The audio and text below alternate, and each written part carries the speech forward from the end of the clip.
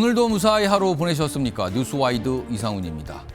고립시켜 말라 비틀어지게 만들어야 한다. 이런 말을 한 박구영 민주당 교육연수원장의 발언이 청년 비하 논란으로 번지자 원장직에서 물러났습니다. 이재명 대표는 부적절한 표현이라면서 당직자들의 신중한 언행을 당부했습니다. 자, 그리고 윤석열 대통령 탄핵 심판에 예정된 변론이 이제 한 차례만 남았습니다. 오늘 현재까지 헌법재판소는 추가 변론을 잡지 않았는데요. 이대로라면 내일로 변론이 모두 끝나고 2월 말이나 3월 초에는 선고가 이뤄질 수 있는데요. 오늘 국민의힘은 졸속 진행을 주장하면서 헌재를 항의 방문했습니다. 자, 이런 이슈들과 함께 저는 1분 뒤에 돌아오겠습니다.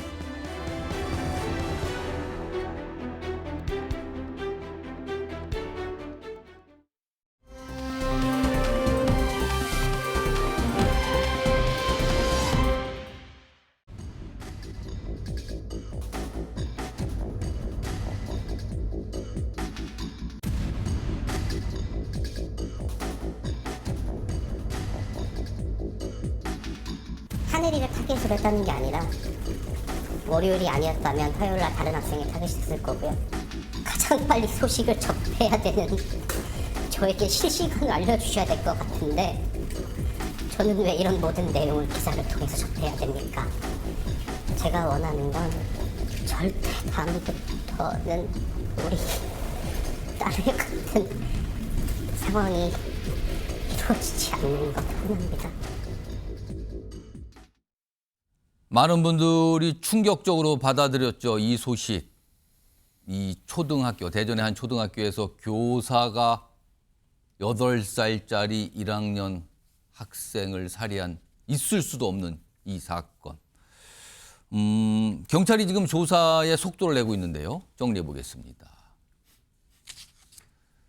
자, 김하늘 양 흉기 살해 혐의 지금 가해교사. 저 지금 가해교사 저 사진 뒤에 있는 게요. 뭔가 이제 이 흉기를 사서 이게 이동하는 장면이 CCTV에 잡혔다는 그 모습입니다.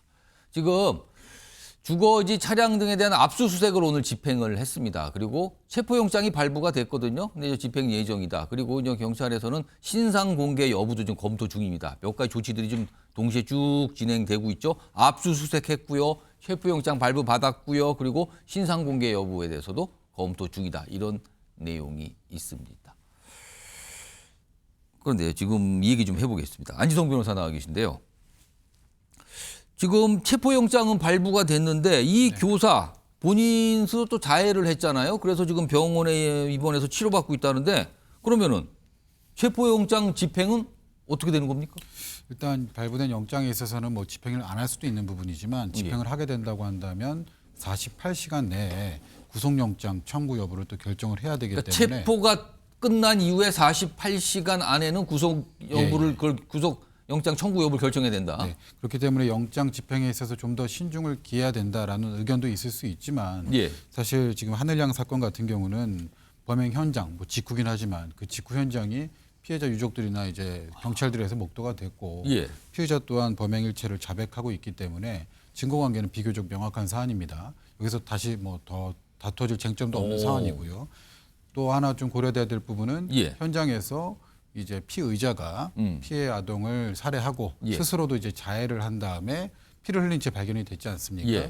그런 부분들은 사실은 자살이라든가 하는 신변의 어떤 비관을 가지고 스스로 이제 어떤 잘못된 선택을 할 수 있는 또 위험성이 있기 때문에 그런 우려를 이제 사전에 좀 차단하기 위해서라도 하루빨리 체포영장이 좀 집행이 돼야 되고요. 근데 지금 병원에서 치료받고 있는 상황이면 그럼 경찰은 그 치료가 어느 정도 끝나길 기다리고 있는 겁니까? 뭐 이제 실무상 48시간이라는 시간을 채우기 그 안에 이제 피의자 조사라든가 이런 부분이 이루어져야 되기 때문에 아예 뭐 거동이 불가능하고 진술조차 불가능한 상황이다라고 한다면 그것 때문에 조금 미뤄질 수는 있겠지만 사실 뭐 경찰 체포된 그 현장에서 어쨌든 발각된 직후에 본인이 진술도 했던 것으로 알려져 있거든요. 그렇기 때문에 진술 자체가 불가능한 상황도 아니라고 한다면 하루빨리 영장을 집행을 해서 이제 신변을 확보를 하고 그에 대해서 이제 진술 조사만 간단하게 마친 이후에 바로 구속영장을 청구하는 것으로 가는 것이 적절할 것 같습니다. 지금 많은 분들이 얘기하고 계시는 것 중에 하나가 이 비극을 막을 방법은 정말로 없었는가입니다. 그런데요, 꼼꼼히 돌아보고 따져보니까 그 기회가 있었다는 거죠. 최소한 3번의 막을 기회가 있었다는 겁니다. 지금요. 정리해 보겠습니다. 자, 이 교사, 이 문제의 이 가해 교사 휴직을 했죠. 그리고 복직을 했어요. 근데 복직하고 나서 이상 행동, 폭력적 행동을 보였죠. 동료 교사의 팔을 꺾는 등 폭력적 행동이 나타났다는 거예요. 그리고 어제도 소개해드렸는데 뭐 컴퓨터가 좀 작동이 제대로 안 된다, 느리다는 이유로 뭐 파손을 했다. 이런 일까지 있었다는 거 아닙니까? 그러면은 뭔가 조짐이 강하게 있었다는 거예요. 그러나 현장 배제 등 조치는 안 된 거죠. 이런 일이 있으니까 뭐 교육청에다만 알렸다 뭐 이런 거예요. 바로 즉각적으로 배제 왜 안 됐을까? 그리고요, 이 범행 날 오전에 장학사가 학교를 방문했습니다. 왜냐하면 그 이전에 나타난 폭력적 행동에 대한 조사를 하기 위해서. 그리고 분리조치 권고가 있었다는 거예요. 오전입니다. 이게 오전 상황. 그리고 그 오후에 범행이 있었죠. 왜 이때 오전에 즉각적으로 뭐가 시행되지 않았을까? 또 여기에서 아쉬움이 남습니다. 2번째 기회가 이렇게 날아갔어요. 그리고요, 이 김하늘 양이 돌봄 교실에 그 수업이 끝나고 돌아가는 거잖아요. 원래 학교에서 밖에 나가서. 그럴 때 혼자 나왔다잖아요. 마지막 뭐 학생이었다고 그러고. 그리고 교실에서 혼자 나왔는데 그 사이에 일이 일어난 거 아닙니까? 이때 최소한 누군가 학교 밖까지 동행자가 있었더라면 1학년 학생이에요. 1학년 학생. 최소한 누군가 어른 한 명이라도 다른 교사나 누구라도 있었다라면 이게 또 여기서 아쉬움이 났습니다. 안희정 변호사, 특히 저 첫 번째는 저건 이상지우가 강하게 나타난 거 아닙니까 지금요? 그렇죠. 일단 6개월의 휴직을 예정을 하고 예. 정신질환을 이유로 들어갔다고 한다면 6개월의 가료를 요한다라는 것은 뭐 제가 이제 뭐 정신건강의학의 전문의는 아니지만은 예. 어쨌든 상당하게 치료를 요하는, 그리고 약물 치료가 병행되어 있는 중증의 환자였던 것은 분명합니다. 그럼에도 불구하고 한 달도 안 돼서 의사가 진단서 소견이 바뀌었죠. 이거 일상적인 생활 가능하다. 이런 취지로 진단서가 바뀌고 그 진단서를 제출하자마자 별도의 어떤 보안, 제도적인 장치가 전혀 없이 바로 복직됐다면서요? 30일 내에 복직을 해야 된다는 그 규정 때문에 교감이 복직을 승인합니다. 이러한 사실 절차적인 흠결이 사실 아이를 대하는 어떤 아이를 현장에서 대면하는 그 공무원 그 부분에서 이런 중대한 인적인 결함이 발생됐음에도 불구하고 예. 이것을 사전에 막을 수 있던 어떤 장치가 없었던 것이 아닌가 하는 아쉬움이 가장 크고요. 사실 제일 아쉬웠던 부분은 사건 당일에 전날에 있었던 그 동료 교사에 대한 폭행. 그렇습니다. 그게 며칠 날 5일도 있었고 예, 예. 6일도 있었고, 그러니까 범행은 10일인데 5일, 6일 이틀에 걸쳐서 약간 이상 행동이 있었다는 거잖아요. 학교에서도 그 심각성을 알았고요. 예. 그러니까 그 부분이 사실은 여기가 무슨 일반 회사도 아니고 예. 공무원이 근무하는 공무소입니다. 예. 그 공무소에서 동료 교원, 뭐 또 서로 시비가 있었던 것이 아니라 왜 그러느냐, 괜찮냐, 별일 없냐라고 예. 어떤 안위를 걱정해주는 교사를 상대로 한 폭행, 그다음에 고경물에 해당할 수 있는 컴퓨터 등의 손괴, 범죄 행위가 명백히 일어난 것이거든요. 그에 대해서 당연히 수사 절차가 개시가 됐어야 되고요. 수사 절차가 개시가 됐다고 한다면 공무원 신분이기 때문에 수사 절차 개시 통보 대상이 됩니다. 그런 통보를 받은 교육기관은 당연히 그 해당자에 대해서 이제 대기 발령 조치를 하게 되기 때문에 그런 절차들을 정상적으로 거쳤다라고 한다면 이러한 비극적인 사태가 발생하지 않지 않았을까라고 하는 아쉬움이 사실 가장 크게 듭니다. 자, 김철원 경일대 특임 교수님하고 강성필 민주당 부대변인도 나와 계신데요. 김철원 교수님. 이 원래는 6개월 휴직이었다 그러죠. 그러니까 뭐 그런 판단을 돼서. 근데 한 달도 안 돼서 22일 만에 조기 복직. 그런데 그 조기 복직할 수 있었던 건 의사 소견서 그것만 하나 딱 받아와서 제출하니까 그냥 됐다면서요. 근데 그렇게 된다면서요, 지금 제도가. 이건 제도적 허점이 너무 큰 거 아닙니까, 지금? 그래서 일단은 뭐 교육청 입장에서 볼 때는 6개월에 대한 질병 휴직 부분도 그렇고 예. 또 복직에 대한 부분도 정신과 의사들의 그 전문적인 소견을 따를 수밖에 없는 부분이 있거든요. 그리고 현재 규정도 보면 어쨌든 복직을 신청하면 1개월 이내에 복직을 허용하도록 돼 있기 때문에 예. 그런 부분이 있지만 사실은 정신질환에 대해서 6개월 정도의 장기 어떤 관찰 치료를 위했다면 교육청에도 보면은 질환이 있는 교원에 대해서는 심의위원회가 있거든요. 그렇기 때문에 어느 정도 이제 6개월 정도의 장기적인 그런 치료를 요하는 정신 질환의 경우에는 그 해당하는 질환 교원 심의위원회에서 복직을 해도 되는지 여부에 대해서 한 번 정도는 더 걸러낼 수 있었는데도 불구하고 예.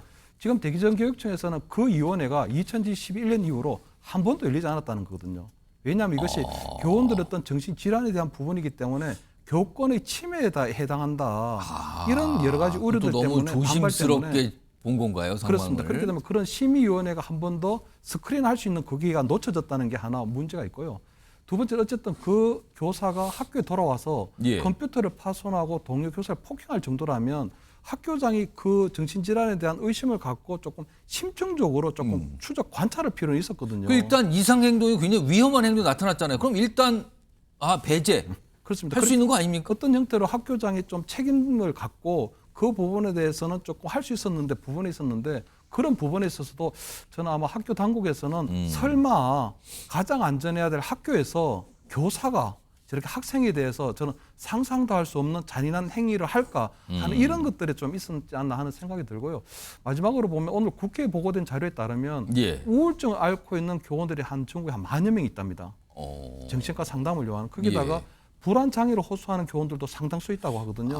그렇기 때문에 어떤 정신 건강적인 측면에서 잠재적 위험군에 있는 교원들이 많기 때문에 앞으로는 그분들에 대한 어떤 정신적인 상담을 위한 어떤 인력 예산이라든가 예. 어떤 예산들도 좀 확보돼야 되지만 그분들이 병가를 내고 또는 질병 휴직을 했다가 복직하는 과정에 있어서도 조금 체계적으로 아마 복직 여부나 이런 부분들에 대해서도 좀 휴직하는 부분에 있어서도 조금 세밀한 관찰이라든가 어떤 제도적 개선이 필요하지 않나 이렇게는 보입니다. 그러니까 어떤 정신질환에 대해서 편견을 가지면 절대 안 되죠. 그렇지만 어떤 위험 행동의 징조가 나타나면 그거는 꼼꼼히 챙겨야 되는 거 아닙니까? 상황이 이렇게 됐습니다. 자, 이런 상황에서 지금 유족들께서 어떤 얘기를 좀 하고 있습니다. 화면 좀 보겠습니다. 유족들 지금 김하늘 양의 아버지인데요. 그 본인의 딸의 이름도 다 공개했잖아요. 이건 알려야 된다. 재발을 방지해야 됩니다. 이렇게 강조하면서 다 공개했는데 이런 얘기도 있습니다. 제2의 하늘이가 나오지 않도록 하늘이법을 만들어 심신미약 교사들이 치료받을 수 있게 그리고 하교하는 저학년생들의 안전 책임질 수 있게 해달라. 법을 만들어 달라는 거죠. 법을 만들었어. 자, 강성필 부대변인. 네. 구체적으로 만약에 이제 이름도 이게 이제 가칭처럼 나오는데 이른바 이제 하늘이법 제정 목소리가 나오는데 구체적으로 어떤 내용이 들어가야 된다고 보십니까? 네, 이제 일단 기본적으로 최소한 3가지 정도는 좀 보완이 돼야 될 것 같습니다. 그러니까 지금 기존에 학교 보안관이라는 제도가 있습니다.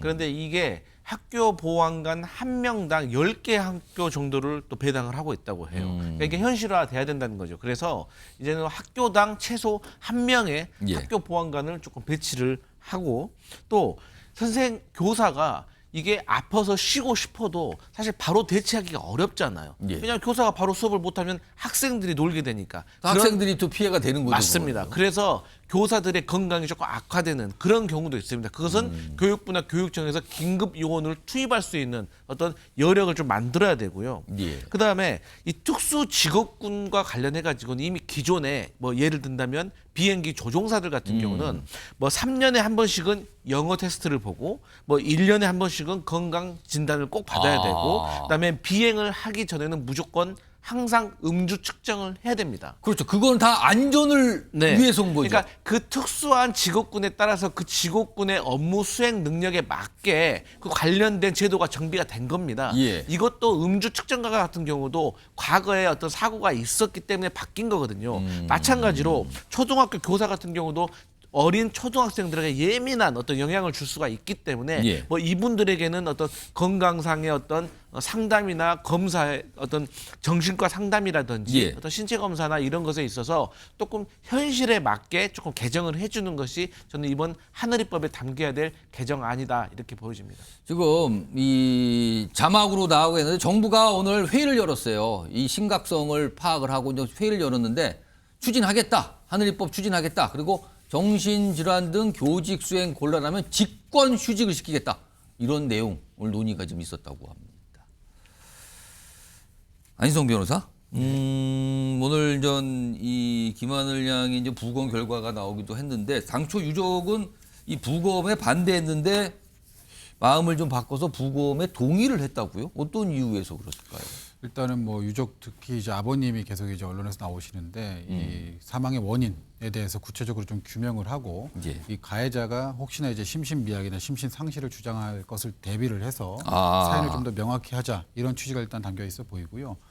그리고 이제 제2의 하늘이라든가 제3의 하늘이가 또 나오지 않도록 이제 관련 법규를 좀 개정을 하고 이런 제도적인 것을 좀 보완을 해달라라는 취지를 좀 더 명확히 하기 위해서 그런 의사를 표시한 것으로 보이는데 사실 부검이라고 하는 것이 정말로 좀 유족들 입장에서는 정말로 끔찍합니다. 그렇습니다. 그 동의하기가 쉽지 않다 그렇습니다. 그래요. 그거에 대해서 사실은 충분히 또 설명을 들었음에도 불구하고 동의를 하셨다는 것은 어떤 유족의 어떤 정말 함과 어떤 의사가 있었던 것이 아닌가. 그래서 그런 부분을 최대한 좀 존중을 해서 이제 관련 뭐 정치계라든가 이쪽에서 이런 제도적인 보완이 좀 이루어질 수 있도록 예. 좀 적극적으로 좀 노력해야 될 것으로 보입니다.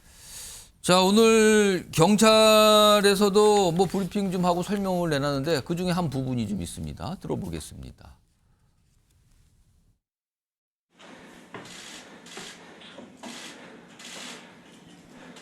아버님의 그 원통함과 억울함이 없도록 최선을 다해 제가 노력한다는 말씀을 다시 한번 이 자리에서 얘기가 좀 해주셨어야지 왜 제가 얘기를 하니까 해주세요. 아니 저는 아버님 오해심 실시간으로 구체적으로 알고 싶어 하는 답답함은 유족 입장에서는 당연하다고 봅니다. 실시간으로 설명해 드리는 것은 한계가 있습니다. 그 궁금증이 없도록 더 노력하겠습니다라고 말씀을 드렸습니다. 안희성 변호사, 이 가해 교사의 지금 신상 공개 여부 검토한다는 얘기가 좀 나오고 있잖아요. 아까도 네네. 전해드렸는데 이 공개 가능성 어떻게 보십니까? 일단은 뭐 신상정보 요건에는 충분히 해당합니다. 피해자가 범행을 벌였다고 볼 만한 충분한 증거가 있을 것. 사실 관련된 요건은 요거 하나인데 이거는 뭐 충분하게 증거가 있다고 보여지고요. 지금 뭐 언론에도 다수 보도가 이미 또 된 바 있기 때문에 신상정보는 반드시 또 공개가 돼야 된다고 생각을 하고요. 또 이제 유족 입장에서 특히 아버님께서 이제 수사 결과라든가 이제 수사 진행 상황에 대해서 특히 이제 관심을 갖고 계시고 예. 또 아버님뿐만 아니라 우리 국민들 모두가 관심을 갖고 있기 때문에 이 부분을 신상 공개를 통해서 일단 신상에 대해서 구체적으로 좀 드러낸 다음에 수사 결과 수사 진행 상황에 대해서도 언론을 통해서 계속해서 좀 이제 보도가 될 수 있도록 하는 것이 좋지 않을까 생각이 듭니다. 네, 알겠습니다. 경찰 쪽에서 이제 위원회 열어서 이제 판단 중인 것 같습니다. 좀 기다려 보면은 알 것 같습니다.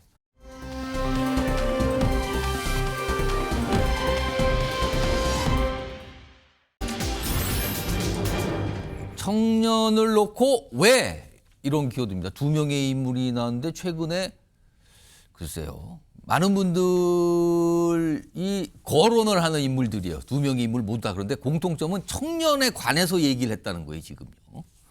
우선 첫 번째 인물은 전한길 강사입니다.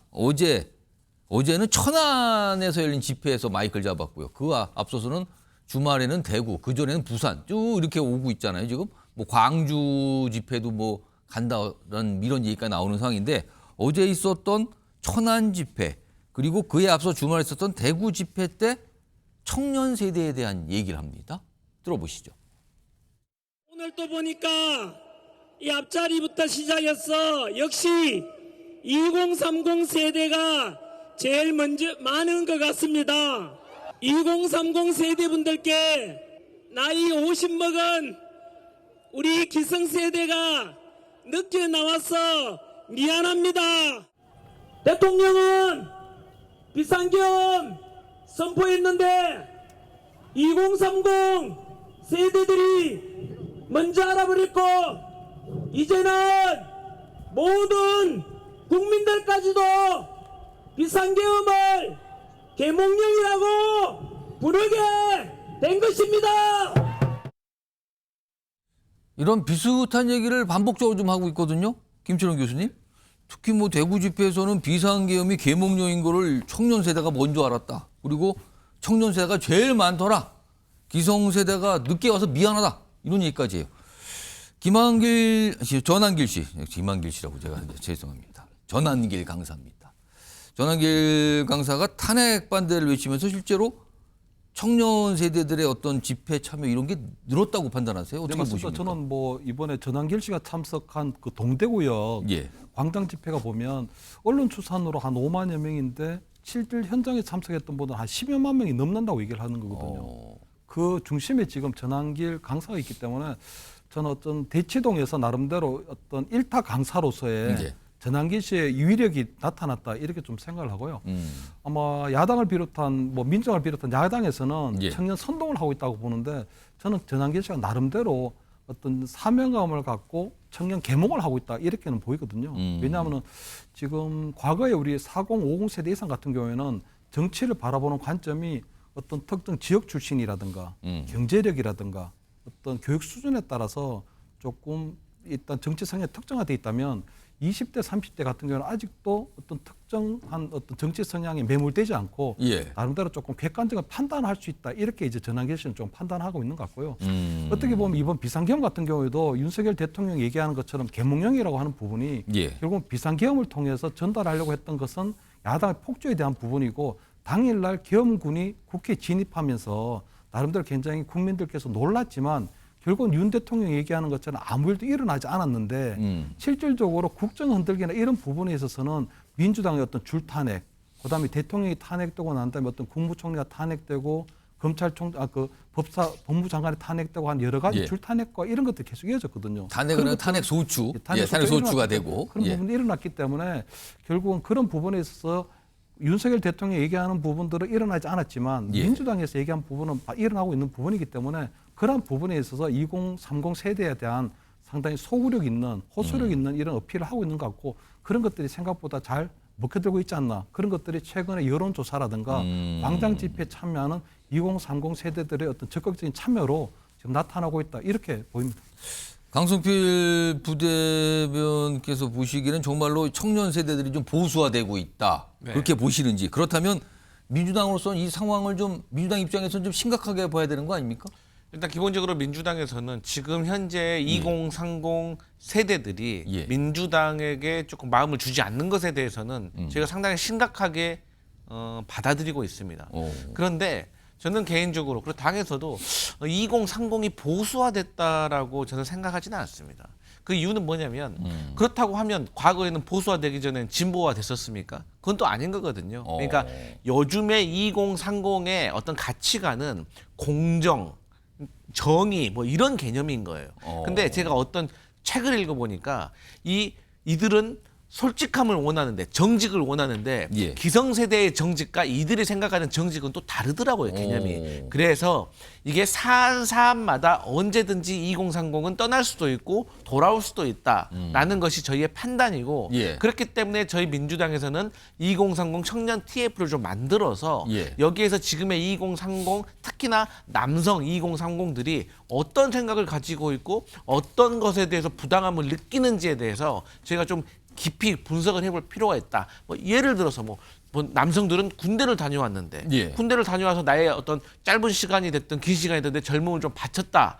반면에 뭐 여성들은 이런 생각을 가질 수도 있는 거거든요. 예. 그렇기 때문에 어떤 불평과 불만과 거기에 대해서 어떤 합리적인 이유가 있는 것인지에 대해서 저희가 좀 깊이 좀 들여다봐야 된다. 이런 입장입니다. 그러니까 아직 답을 찾지 못한 거네요, 민주당에서는 네, 지금. 맞습니다. 지금 이런 모습이 나타났고 전한길 강사는 계속 청년 세대에 대해서 얘기하고 많이 왔다, 벌써 우리보다 먼저 알았다, 뭐 이런 얘기를 하고 있는 거예요. 일단 한 명의 청년 세대를 언급한 한 명의 인물 얘기였고요. 또 다른 인물은 이제 민주당 쪽에 있습니다. 박구용 민주연수원장, 민주당 산하에 있는 기관인데 최근에 이런 얘기를 했어요. 이게 큰 논란이 됐는데 우선 그 내용부터 좀 확인해 보겠습니다. 우리 편을 어떻게 끌어올 것인가 아니라 그들을 어떻게 하면 소수로 만들 것인가를 해야 돼요.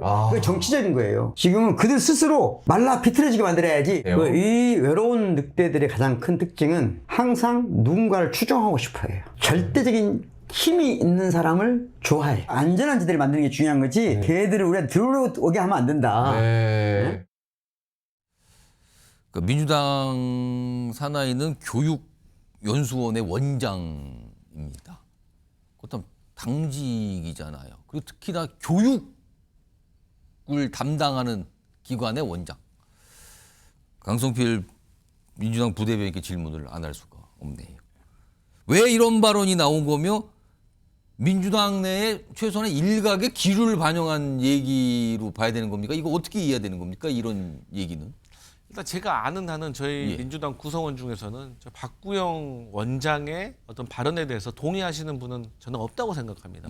그리고 우리가 화면에서도 봤지만 옆에 술병이 있는 거예요. 지금 유튜브 방송이었죠. 네, 저는 술병으로 봤는데 확인해봐야겠지만 그야말로 술자리에서나 할 수 있는 얘기인 겁니다. 근데 그 술자리에서도 제가 만약에 듣고 있었다면 한마디 했을 겁니다. 아니 정치라는 것이 플러스 확장을 해야 되는 게 정치의 기본인데 어떻게 한 세대가 우리를 지지하지 않는다고 해서 그 세대를 뭐 말라 비틀어 버리게 한다든가 소외시킨다든가 이런 거는 선거 전략으로서 특히나 조기 대선 전략으로서는 아주 상당히 부적절하다고 저는 그래서 뭐 생각을 우리 하거든요. 쪽으로 들어오게 하면 안 된다는 얘기까지예요. 그래서 저는 아마도 저분이 정치인이 아니라 예. 대학 교수입니다. 철학과 교수. 그래서 저는 저런 말을 조금 한잔 하다가 저는 잘못 좀 실언이 나온 것이 아닌가. 저는 아니, 그러니까 한 잔을 하면 한 잔 하는 자리로 끝나는데 그걸 화면으로 만들어서 공개를 한 거잖아요, 지금 이게. 그래서 저것은 저는 개인적으로 어떤 이유로든 좀 부적절했다. 근데 다행히 예. 저분 스스로 저 교육 연수원장 자리를 오늘 내려놨더라고요. 예, 네, 예. 사퇴를 했기 때문에 어쨌든 그렇지 않았다면 만약에 당에서 좀 조치를 취했을 것이다. 그렇게 생각합니다. 오늘 민주당에서 발표를 좀 하죠. 어떻게 됐다. 뭐 이제 후속 조치라고 할 수 있습니다. 보시죠. 박구용 교육연수원장은 자신의 발언에 책임지기 위해서 교육연수원장직 사퇴 의사를 밝혔고 이재명 대표는 수리했습니다. 그리고 이재명 대표는 박 원장의 발언은 부적절한 표현이었으며 이 일을 계기로 당직자들의 신중한 언행을 재차 당부하였음을 알려드립니다. 자, 김춘호 교수님. 민주당에서 굉장히 깜짝 놀라거나 이제 당혹스러울 수도 있었을 것 같아요. 청년층의 어떤 민심이 나빠지는 걸 뭐 고려했겠죠. 지금 저런 조치를 보면은. 근데 만약에요. 조기 대선이 열린다면 이 청년 세대의 표심의 파급력 이거 어떻게 좀 전망해야 될까요? 일단 그동안은 보면 우리 MZ 세대들이 보면 정치에 상당히 조금 무관심한 걸로 이렇게 보여왔거든요. 근데 지난 대선 때 보면 어쨌든 당시에 이준석 대표의 어떤 참여를 통해서 예. MZ 세대들도 상당히 정치에 대한 관심을 적극적으로 보이고 있다고 보이거든요. 그렇기 때문에 저는 아마 차기에 뭐 조기 대선이 만약에 현실화된다면 아마 청년층의 어떤 정치 참여는 상당히 높을 걸로 보이는 게 예. 왜냐하면 지금 청년층들이 보니까 저는 굉장히 좀 자기 이익적 관점에서 정치를 바라보고 있다고 보이거든요. 과거 전통적인 관점에서 볼 때 어떤 좋은 정치, 나쁜 정치는 보면 예. MZ 세대들은 자기에게 도움이 되면 좋은 정치, 도움이 되지 않으면 나쁜 정치를 본다고 보이거든요. 왜냐하면 최근에 우리 젊은 세대들이 보니까 굉장히 글로벌 마인드가 충만해 있고 예. 그렇기 때문에 가상화폐에 대한 어떤 관심도 많고 또 미국 주식시장에 대한 관심도 많고 그래서 어떤 자기 이익에 굉장히 부합하는 정치를 해주면 굉장히 좋은 정치고 거기에 대해서는 뭐 평가를 하지만 그것과 전혀 다른 얘기를 해버리면 예. 예를 들어 가상화폐에 대해서 과세를 한다거나 좀 주식 투자에 대해서 추가 과세를 하면은 그 부분들에 대해서는 굉장히 어떤 당을 가리지 않고 그에 대해서 반대하는 그런 입장을 보이거든요. 그렇기 때문에 아마 저는 아마 조기 대선이 열리든 차기 대선이 열리든 앞으로 MZ 세대에 다가가기 위해서는 지역이라든가 학연이라든가 이런 것들보다는 그 세대에게 얼마나 도움이 되는 정책을 만들어낼 것인가 던질 것인가 이런 것들이 굉장히 중요하게 보이거든요. 예. 그래서 최근에 보면 이재명 대표가 뭐 실용주의를 얘기하고 먹사니즘, 잘사니즘을 얘기하는데 그런 것들이 저는 MZ 세대에게 전혀 어필이 될 수 없다고 보는 게 그냥 기본소득 주고 그냥 25만 원 그냥 이렇게 뭐 이 전 국민 지원금 주고 이런 식으로 포주게 나눠주기는 저는 MZ 세대들이 원하는 것들이 아니거든요. MZ 세대들은 정당한 그 경쟁을 통해서 예. 어떤 자기들 이익을 아마 하는 그런 아마 정당에 대해서 아마 지지하고 아마 어떤 성원을 보내줄 것이다 이렇게는 보입니다. 강성필 부대변인은 2030 세대, 뭐 청년 세대의 표심의 파급력 어떻게 전망하세요? 네, 사실 이제 2030 세대들이 계속해서 이 투표율이 높아지는 경향을 보이고 있습니다. 또 사전 투표율도 높아지고 있고. 예. 그런데 이게 문제가 뭐냐면 과거에는 조금 주변의 부모님이라든지 예. 지인들에게 좀 휩쓸려서 투표를 하는 경향이 있었고 좀 지역적인 성향으로 투표를 하는 경향이 있었던 것 같아요. 근데 지금의 2030들은 확실하게 이익 투표를 하는 것 같습니다. 그러니까 국민의힘이냐 민주당이냐 예. 이 둘 중에 어느 당의 정책이 내 삶을 바꿔줄 수가 있는가. 그리고 예. 나한테 실질적으로 이 투표 이후에 곧바로 나에게 어떤 이익이 생기느냐에 대해서 상당히 예민하더라고요. 그래서 저는 이재명 대표가 최근에 주 4.5일제를 거쳐서 주 4일제로 갑시다. 그리고 정년 연장을 연장합시다. 예. 정년퇴직을 연장합시다라고 했던 것이 이런 2030 세대들이 직접적으로 체감할 수 있는 이 정책들을 개발하는 것이 상당히 이번 조기 대선이 열린다면 중요한 부분이 될 것이다. 그렇게 보여집니다.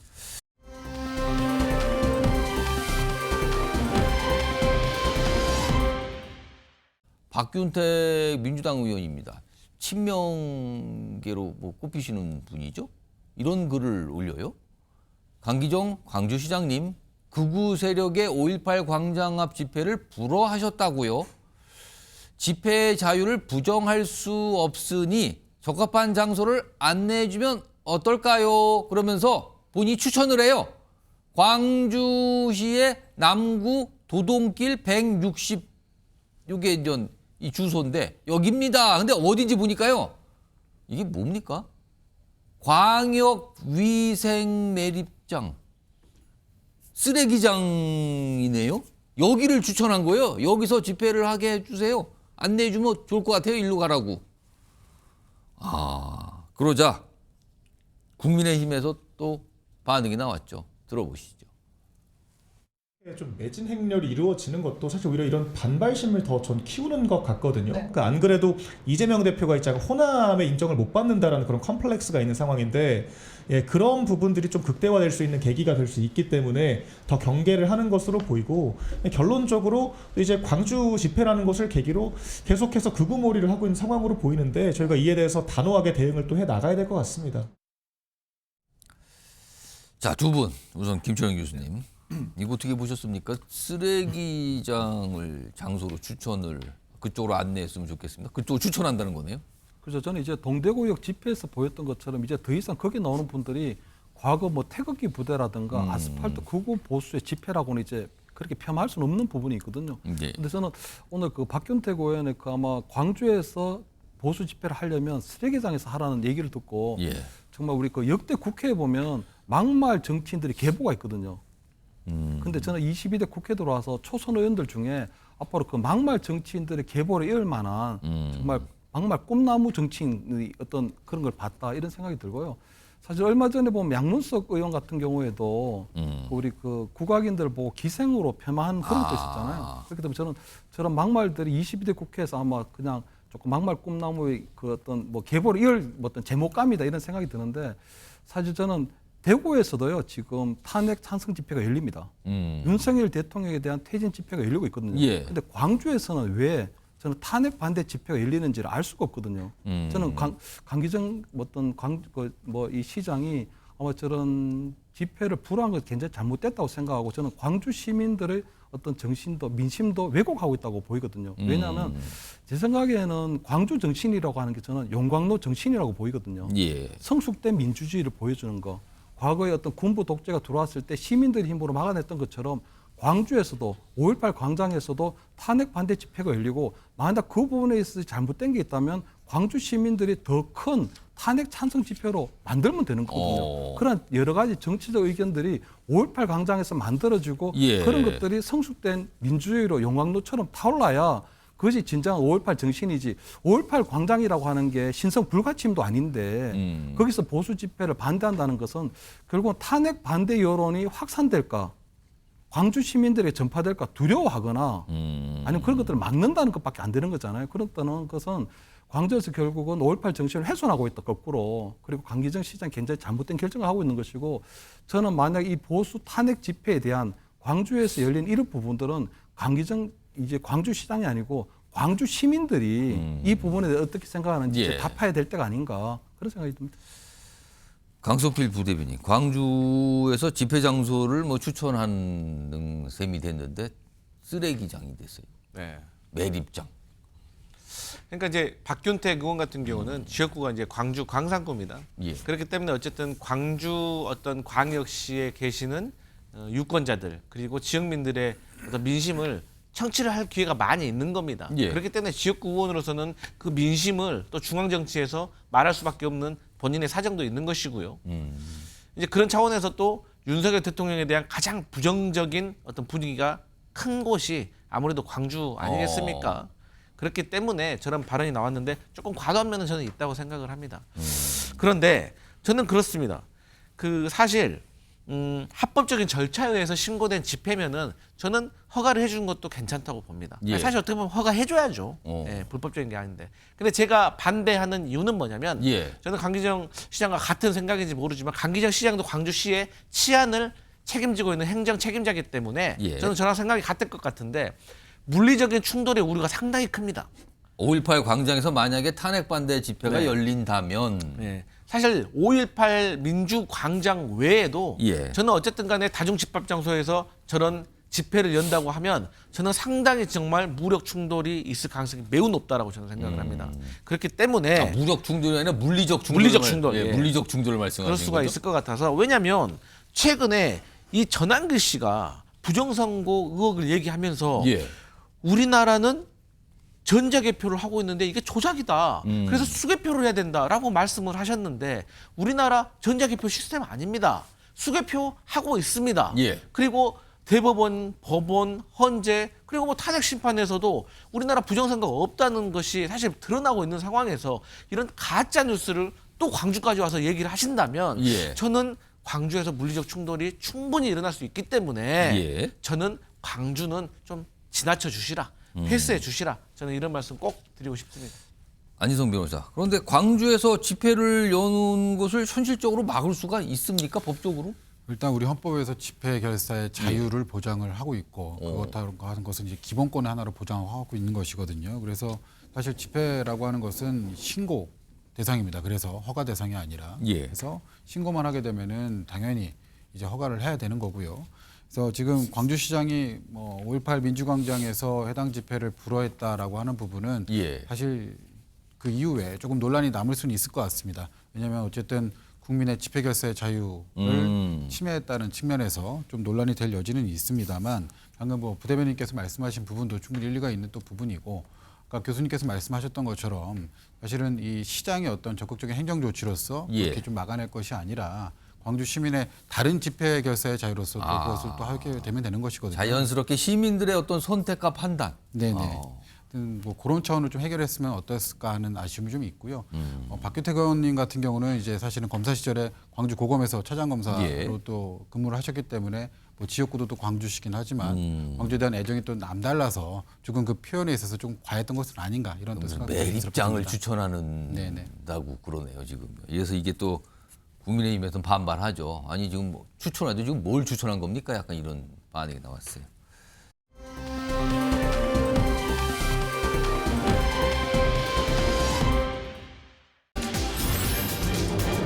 여당 절반이 모였다.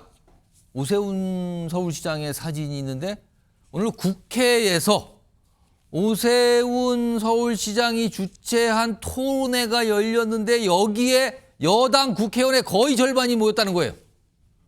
의총장 분위기인가요, 그러면은? 일단 이 행사의 모습 확인해 보겠습니다. 대강당 안으로 들어와서 행사 준비를 도와주시면 감사합니다. 안쓰러운 희묵기 앞에 충성을 다할 것을 굳게 다짐합니다. 많이 참석해 주셔서 관심을 보여주셔서 정말 감사드립니다. 모쪼록 이 자리가 지방 주도 사회로 나아가기 위한 토대를 모색하는 중요한 이정표가 되고 중요한 계기가 되기를 기대합니다. 국민들의 요구가 어디 있는지도 잘 수렴해서 이런 역할을 우리 당이, 우리 국회가 잘할 수 있도록 최선을 다하겠습니다. 자, 오늘 토론회 주제는 지방 분권 개헌 토론회였어요. 개헌을 통한 지방 분권을 강화하자 뭐 이런 취지의 토론회였죠. 그런데 그 내용보다도요, 이 행사의 분위기와 누가 왔는가, 얼마나 많이 왔는가 이게 더 주목을 사실 받았다고 그러네요. 그러면은 어떤 분들이 참석을 한 건지 정리 좀 해보겠습니다. 이게 구분이 돼 있는데요. 이 주요 참석자들. 국민의힘 지도부가 대거 참석을 했어요. 지금 뭐 권영세 비대위원장, 권성동 원내대표 등등등. 그리고요 국민의힘의 중진 의원들 김기현, 안철수, 추경호 의원 등등등 윤재웅 의원도 보이네요. 윤재웅 의원도 이렇게 등등등 참석했고요. 그다음에 원내 당협위원장들도 많이 참석했는데 특히 현역 의원, 국민의힘의 현역 의원은 100명 조금 넘잖아요. 그 현역 의원 중에 거의 절반이에요. 48명이 지금 참석한 걸로 MBN 기자들이 파악을 하고 있어요. 현장에 취재 갔던. 딱 숫자를 세보니까 48명이 나오더라는 거예요. 그러면은 현역 의원 지금 108명 중에 48이면 거의 절반입니다. 절반이 모였어요. 김철원 교수님. 네.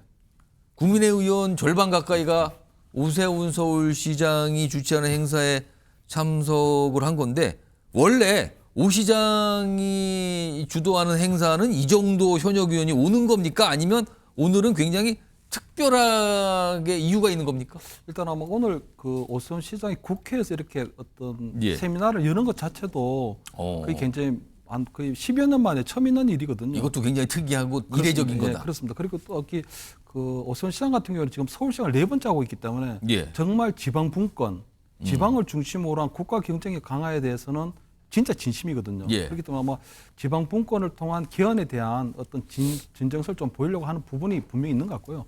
두 번째는 보면 지금 권영세 비대위원장이 어쨌든 조기 대선 입에 올리지 말라고 하지만 예. 만약의 경우를 대비한 대선 주자들의 어떤 워밍업은 사실상 시작됐다고 봐야 되거든요. 홍준표 대구시장 같은 경우에는 지금 서울로 이사를 해야 되는 그런 걱정이 앞서지만 오세훈 시장 같은 경우는 사실 서울에 자택이 있기 때문에 이사 걱정은 사실 내려놔도 되는 부분이 있거든요. 그렇기 때문에 사실은 오세훈 시장이 나름대로 이제 워밍업을 스타트업 이제 워밍을 좀 시작했다고 봐야 되는 부분이 있고 예. 오늘 저는 지금 한 절반 정도의 어떤 국회의원들 오셨는데 저는 이 부분도 상당히 의미도 있지만 조금 의미를 너무 높게 평가할 필요 없다고 보는 게 예. 지금 저는 이제 국회의원들이나 원외 당협위원장들이 오세훈 시장뿐만 아니라 다른 잠재적인 대권 주자에게도 다 쇼핑을 다닐 거거든요. 저런 비슷한 행사가 열리면 다 갈 거다. 얼굴 알리기를 할 거거든요. 왜냐하면 아직까지는 오세훈 시장한테 딱 마음을 정해둔 것이 아니라 오세훈 시장이든 홍준표 뭐 대구시장이든 아니면 또 다른 후보가 나오면 거기에 대해서도 마찬가지로 얼굴을 비추고 다 이제 이 당의 소중한 자산들이기 때문에 나름대로 그런 것들이 계속 행보를 보이지 않을까. 그래서 나름대로 오늘 오세훈 시장의 어떤 국회에서의 어떤 개헌 세미나는 나름대로 일단 대선 주자들 중에서는 첫 번째로 어떤 스타트를 시작한 게 되기 때문에 일단 뭐 이 선수를 잡았다는 생각이 좀 들고요. 나름대로 조금은 성공적이었다 이렇게 좀 평가할 수 있을 것 같습니다. 요새 오세훈 시장 요즘 여당 의원들과 뭐 접촉, 뭐 연락 이런 걸 좀 자주 하고 있습니까? 들으신 게 좀 있습니까? 제가 볼 때는 오세훈 시장이 직접적으로 연락을 해서 만난다기보다는 아마 국회의원들 쪽에서 아마 연락이 많이 와서 국회의원들 쪽에서 오히려 그러니까 이제 자연스럽게 만남이 이루어지는 것 같고 시장 입장에서 볼 때는 분권이라든가 여러 가지 부분에 있어서의 어떤 의원들의 또 탄핵 사태도 있기 때문에 그런 부분에서 어떤 국가적 위기를 어떻게 해결해 나갈 것인가, 어떤 방안을 만들어낼 것인가에 대한 의원들의 생각을 좀 두루두루 아마 듣고 경청을 하는 것 같고요. 아마 우선 시장 입장에서 볼 때는 이런 것들이 정치적으로 너무 확대 의미가 해석되거나 또는 정치 세력화되는 부분 이런 부분에 대해서는 상당히 좀 경계하고 조심스러운 그런 만남을 계속 하고 있다 이렇게는 보입니다. 오늘 이 행사에서 오세훈 시장 뭐 기자들로부터 질문도 많이 받았어요. 특히 이건 뭐 대권 행보 아닙니까? 뭐 조기 대선 어떤 생각입니까? 이런 질문 많이 나왔거든요. 무슨 얘기를 했는지 들어보겠습니다. 지금 헌법재판소에서 한창 재판이 진행이 되고 있습니다. 그 결론이 나고 난 다음에 그 조기 대선에 대한 논의에도 늦지 않다고 저는 생각을 하고요. 그런 의미에서 이런 개헌 토론이 대선 행보와 연계돼서 해석되는 것은 저는 바람직하지 않다 이렇게 생각합니다. 자, 강성필 부대변인. 뭐 대권 행보 아니라고 얘기하지만 이렇게 많은 여당 의원들이 참석한 건 어떻게 봐야 됩니까, 그럼? 뭐 대권 행보 아니면 출마 안 한다고 말하면 되죠. 근데 그런 얘기 또 안 하잖아요. 누가 봐도 대권 행보죠. 정치인의 어떤 행동 하나가 의미가 있는데 상대방이 어떻게 받아들이는지를 인식하는 것이 중요하잖아요. 그런 의미에서 누가 봐도 대권에 대한 첫 출발점이다라고 볼 수 있을 것 같고요. 저는 개인적으로 48분 오셨는데 오히려 별로 안 온 것 같아요. 아 그래요? 네. 절반 가까이 되는데. 아, 저는 이거 48명 가지고 많이 부족하다고 생각하고요. 그럼 얼마나 와야 좀 괜찮은 거라고? 당내 그래도 한 80% 정도는 와야죠. 80%는 거의 80명 이상인데. 그럼요. 만약에 홍준표 시장이 저 행사하잖아요. 예. 그럼 48명 이상 안 올 것 같습니까? 제가 장담하건데 48명 이상 올 겁니다. 왜? 아니 오세훈이 48명 왔는데 내가 몇 명 와야겠어라고 더 소집령도 내리긴 하겠지만 어쨌든 저는 개인적으로 제가 조금 정치권에서 뛰다 보면 예. 오세훈 시장의 평소에 당내 세력이 없다라는 평가를 받고 있는 것에 비교하면 예. 그래도 선방은 했지만 예. 그런다고 해서 제가 당 대선 주자로서 아 많이 왔구나라고 평가하기에는 조금 부족한 감이 있지 않나? 저는 그렇게 생각합니다. 이런 가운데 오늘 홍준표 대구시장의 어떤 행보도 하나가 나와 있네요. 이건 자막으로 좀 소개해드리겠습니다. 오늘 MB와 회동을 했답니다. 오후에 MB, 최근에 김문수 장관도 MB를 최근에 만났다고, 이명박 전 대통령 만났다고 나오는데 오늘 홍준표 대구시장도 만났다 그러네요. 예방을 했고 1시간가량 회동했다. 그러면요. 왜 지금? 그리고 무슨 얘기? 이게 궁금해지겠죠. 김철웅 교수님, 이거 어떻게 봐야 됩니까? 일단은 뭐 새해가 됐기 때문에 아마 예방 차원일 걸로 보이고요. 새해. 아마 새 인사를 드려야 되니까. 그럼 명분은 새해인데 보통. 일단 새 인사기 때문에 아마 예방한 걸로 보이고 유승민 전 의원 같은 경우도 이해창 전 총재를 만나러 갔거든요. 그렇기 때문에 아마 새해가 되면서 홍준표 시장 입장에서 볼 때는 자연스럽게 뭐 이명박 전 대통령을 찾아뵙고 아마 새 인사를 드리면서 아마 지금 뭐 조기 대선에 대한 부분들 또 이제 뭐 이 지금 윤석열 대통령이 탄핵된 부분에 대한 어떤 여러 가지 정치적 의견들도 조금 교환할 가능성이 있고 특히 지금 홍준표 대구시장 같은 경우는 대구시장을 하고 있음에도 불구하고 확실하게 지금 대구에서는 뿌리 내리지 못했다는 그런 평가도 좀 있거든요. 아무래도 이명박 전 대통령 같은 경우에는 아무래도 TK를 대표하는 어쨌든 대통령 입장이었기 때문에 아마 그러한 여러 가지 어떤 차기 어떤 뭐 조기 대선이 치러질 경우를 대비한 당내 경선이라든가 여러 가지 부분에 있어서도 아마 두루두루 뭐 의견들을 좀 듣고 경청하고 이러지 않았을까 이렇게 보입니다. MB, 이명박 전 대통령을 찾아가는 요즘에 여론조사에 이름이 올라가 있는 인물들 하나 둘 나타나고 있는 걸까요? 오늘도 그런 모습이 있었습니다.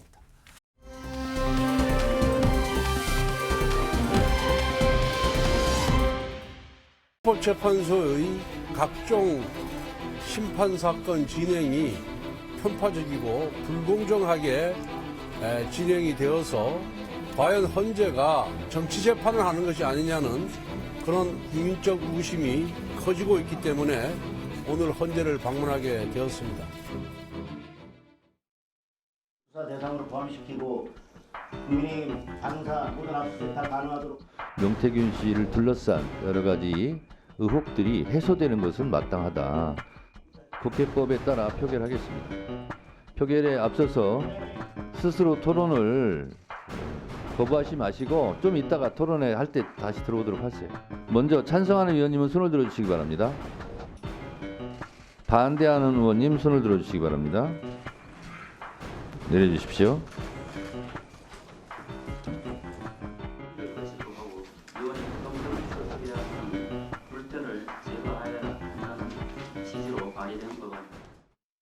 오늘 정치권의 모습 두 가지 알려드렸어요. 오늘 국민의힘은 헌법재판소를 찾아가서 항의 방문을 했어요. 이거 졸속이다. 왜 불공정하냐 막 이런 거를 주장하면서 헌재를 항의 방문한 거. 그리고 그 뒤에 영상은 오늘 국회 법사위 모습이거든요. 이른바 명태균 특검법안. 이게 오늘 법사위에 상정이 됐습니다. 여당 의원들이 항의하면서 불참을 했죠. 퇴장을 한 가운데서 상정이 돼서 논의가 시작됐다. 이겁니다. 지금. 특히 이 명태균 특검법에 대해서요. 여야 지금 완전히 다르게 보고 있어요. 그 의미와 목적에 대해서. 우선 민주당 쪽에서 나오는 설명이 있었어요. 들어보시죠. 명태균 게이트. 명태균 씨가 말하는 황금폰에 쫄아서 비상계엄을 당긴 겁니다. 그러면 이 비상계엄 내란의 원인 행위를 따지는 데 있어서 가장 중요한 것. 과연 야당과 국회 때문인지 아니면 명태균 황금폰 때문인지를 밝히는 것은 매우 이 내란을 극복하는 데 매우 시급한 일이고 필요한 일이라고 저는 생각을 합니다. 명태균 특검법 시급하고 필요하다. 자, 그러면은 국민의힘에서는 어떤 입장일까요? 들어보시죠. 어제 발의하고 오늘 올려서 다음 주에 처리하겠다고 하는 것은 이건 이재명 대표가 대선으로 가기 위한 고속도로를 만들기 위해서 할 수 있는 방법은 다 동원해서 수사 대상에 포함시키고 국민의힘이 어떤 역할도 하지 못하도록 하겠다고 하는 그런 의도를 가지고 법안이 발의됐다고 생각합니다. 자, 이 얘기 좀 해보겠습니다. 두 분 나와 계신데요. 정광재 국민의힘 대변인 자리하고 계시고요. 박원석 전 국회의원 나와 계십니다. 안녕하십니까? 안녕하십니까? 우선 정광재 대변인 지금 잇따라 여야의 목소리 들려드렸어요. 그러니까 이 명태균 특검법에 야당이 지금 꺼내 들었거든요. 그리고 법사위에 올라갔는데 오늘 상정돼서 여야가 그 목적과 의도를 완전히 다르게 보고 다른 시각 보여주고 있습니다. 정광재 대변인께서는 이 목적과 의도 어디 있다고 판단하십니까? 지금 민주당은 특검 자판기라고 해야 될 것 같아요. 지금 100원짜리 두면 바로 믹스커피 나옵니다. 이 특검이라는 것은 대단히 이 사법체계 내에서 예외적인 겁니다. 예외성과 보충성, 공정성이 반드시 담보돼야 하는 사안임에도 불구하고 민주당은 툭하면 특검을 하겠다고 합니다.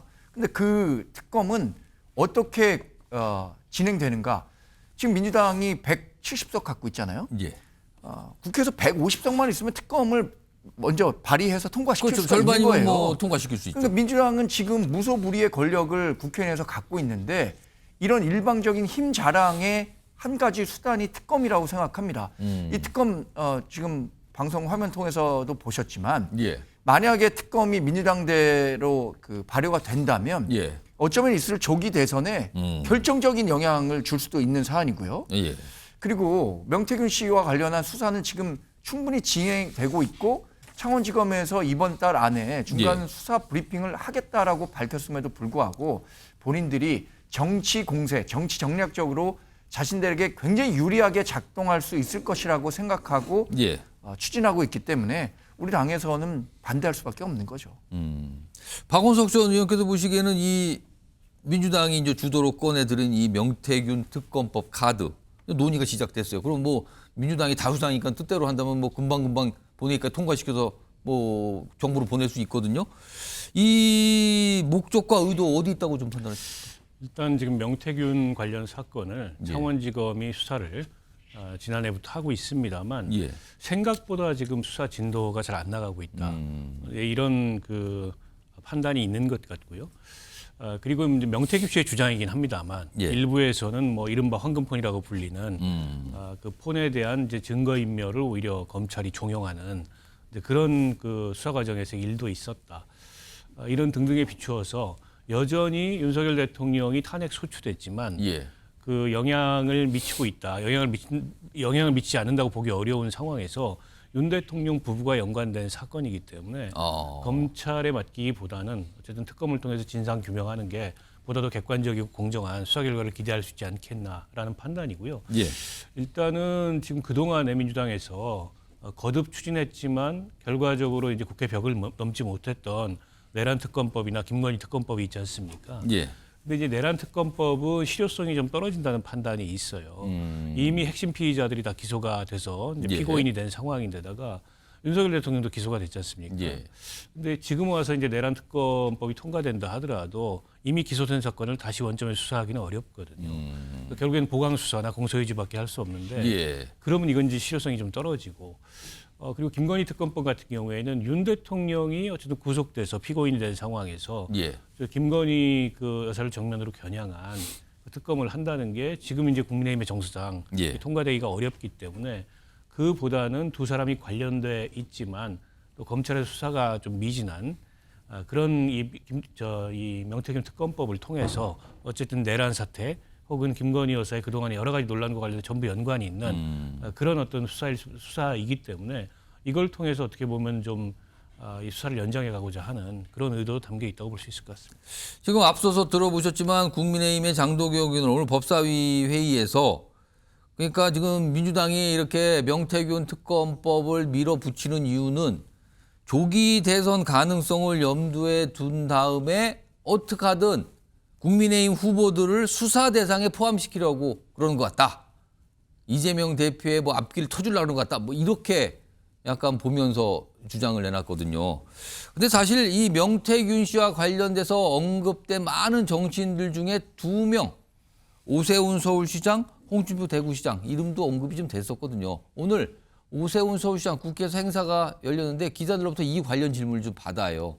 그리고 설명을 좀 합니다. 들어보시죠. 네, 그 질문 나올 때까지 기다렸습니다.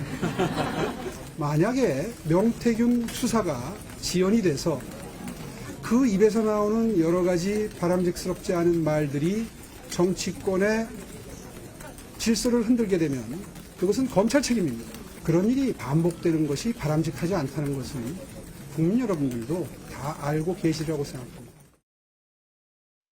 홍준표 대구시장도 반응을 좀 보인 게 있습니다. 글을 좀 올려놨어요. 이겁니다.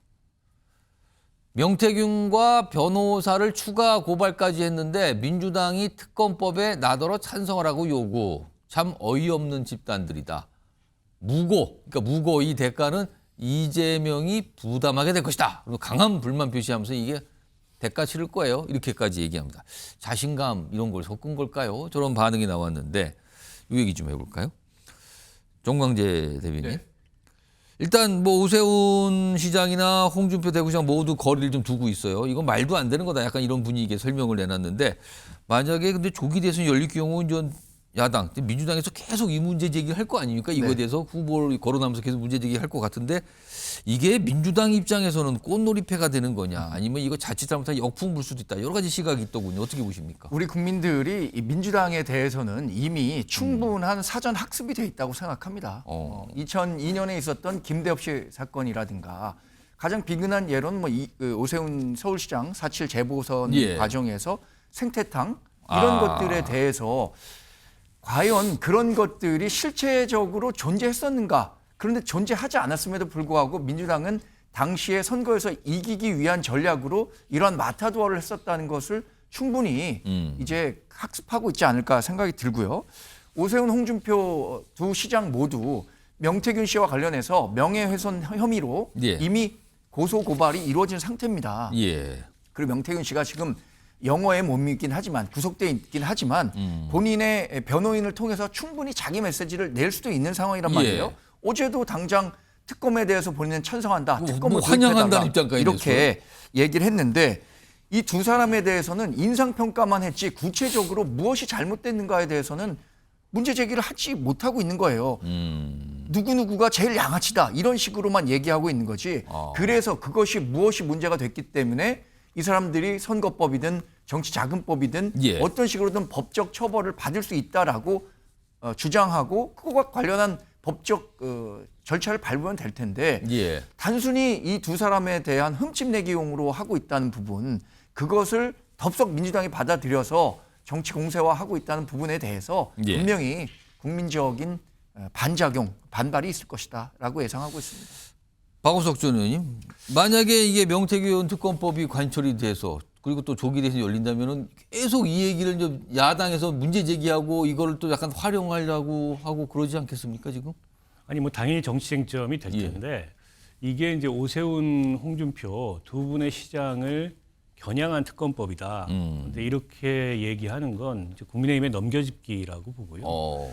오히려 제가 보기에는 이게 결국에는 거부권이 행사되고 제2에 붙여질 가능성이 높은데 국민의힘 내부의 이해관계에 따라서 자칫 이게 통과될 수도 있는 그런 가능성이 저는 있다고 봅니다. 그래요? 그렇게 이를테면 명태균 씨 의혹하고 아무런 관련이 없는 대권 주자들도 있거든요. 그리고 그 대권 주자들하고 행보를 같이 하는 의원들 입장에서는 오히려 이 대선 경선 과정에서 이런 논란이나 불확실성을 없애기 위해서 오세훈 시장이든 홍준표 시장이든 떳떳하다면 이 법을 반대할 이유가 없지 않느냐라고 얘기를 할 수 있을 것 같아요. 지난 대선 때 민주당 모습이 살짝 그래서 저는 국민의힘의 내부 사정으로 이게 제2를 거치면서 통과될 가능성도 있다 이렇게 보고 그래서 더더욱 국민의힘이 지금 긴장하면서 이 법에 대해서 강하게 성토하는 거 아니겠습니까? 근데 이제 명태균 관련된 의혹을 특검을 통해서 규명하자는 거는 오세훈, 홍준표 두 분의 시장과 관련된 의혹이 있는 건 사실이나 그건 굉장히 부분적인 거고 오히려 이제 윤석열, 김건희 이 두 분과 관련된 의혹이 핵심이기 때문에 그게 내란과 관련돼서 어떤 연관성이 있는지 갑자기 12월 3일 날 누가 봐도 납득하기 어려운 날 갑자기 비상계엄을 선포한 배경에 이른바 명태균 황금폰이 공개된다는 그런 공개 가능성을 우려해서 한 건 아닌지 도대체 거기에 어떤 내용이 담겨 있길래 그런 이 비상계엄과 내란으로 이어졌을지 이런 등등을 규명하자는 취지지 뭐 오세훈, 홍준표 두 분을 겨냥했다는 것은 국민의힘에서 지나친 기우다 이렇게 생각합니다. 그런데 말씀 한 말씀만 붙이자면 이게 2022년과 2024년 공천 전반을 들여다보겠다는 내용이 포함되어 있어요. 그런데 2024년에 공천을 받아서 당선된 의원들이 지금 108명의 우리 국민의힘 국회의원들입니다.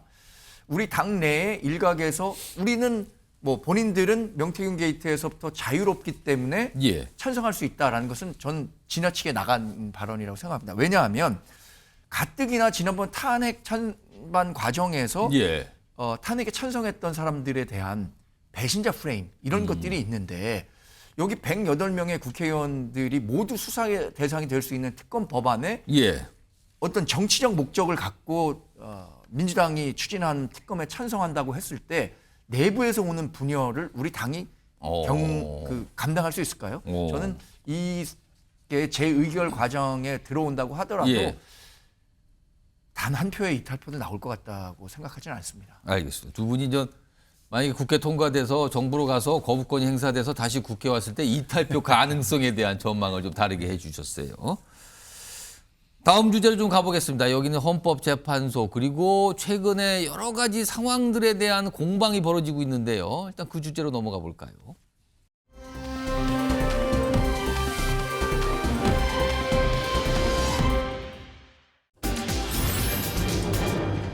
물음표가 찍혀 있죠? 2말 3초 일갑니다. 2말 3초. 윤석열 대통령에 대한 탄핵 심판 선고가 언제 나오냐 이거예요 지금. 이게 최근에 한덕수 국무총리를 이 탄핵 심판의 증인으로 신청하는 문제. 이게 신청이 됐는데 헌재에서 이거를 받아주지 않았거든요. 그 증인 채택이 안 된 거예요 이거는. 이걸 놓고 여러 가지 모습들이 좀 있었거든요. 그리고 윤석열 대통령과 문영배 헌재소장 대행 간의 어떤 대화 얘기 이것도 좀 많이 회자가 되는데 뭐 여러 가지 모습이 묶여 있습니다. 보시죠. 증인 신청 관련 고지하겠습니다. 재판부 평의 결과 피청구인 측의 한덕수 국무총리 이경민에 대한 증인 신청은 그 필요성이 부족하다고 판단되어 기각합니다. 재판장님, 남은 시간 한 1분 50초만 한번 물어도 되겠습니까? 그거는 대리인한테 좀 전달해서 대리인이 좀 물었으면 좋겠습니다. 예, 전달해 주시죠. 네. 한덕수 총리는 현재 지금까지 증인 채택이 아직 안 된 상태였거든요. 근데 신청이 됐었는데 그걸 헌재가 받아주지 않았거든요. 이게 왜 여러 가지 얘기를 낳고 있냐면 내일까지 예정된 변론길이 있었는데 이거가 8번째거든요. 근데 추가적인 변론길이 지금 잡힌 게 없어요. 그게 그대로 지속되면 내일로 탄핵 심판 변론이 끝납니다. 그럼 남은 거는 선고밖에 없는 거거든요.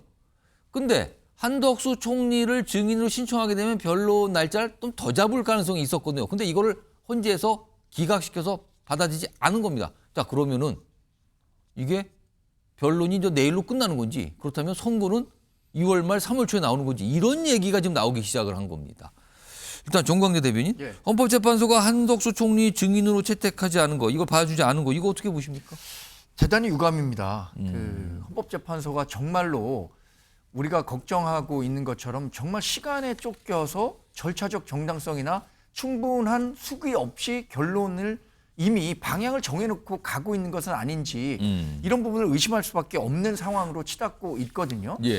사실 저는 뭐 한덕수 국무총리가 이 계엄을 위한 국무회의가 있었는지 없었는지에 대해서 이미 다른 곳에선 본인은 국무회의라고 생각하지 않는다라는 증언을 하긴 했지만 헌법재판소에서도 실제로 그런 증언을 할 수 있는지 여러 가지 사회로 검증할 것들이 있고 지금 검찰 공소장과 헌법재판소에서 나왔던 의견들이 일부 상충되는 부분도 있기 때문에 이 부분에 대해서 충분히 검토할 시간이 필요하다고 생각하는데 헌법재판소는 제가 생각엔 100번 양보해서 4월 18일에 두 분의 헌법재판관이 퇴임하기 때문에 그 전에 판결을 내겠다라고 한다면 그래도 지금 윤석열 대통령 측이 얘기하고 있는 방어권을 보장하는 절차적 정당성이 이만큼 보장돼 있다라는 이미지를 국민에게 주기 위해서라도 노력해야 할 것 같은데 예. 그러지도 못한 것 같아서 아쉽다는 생각을 갖고 있습니다.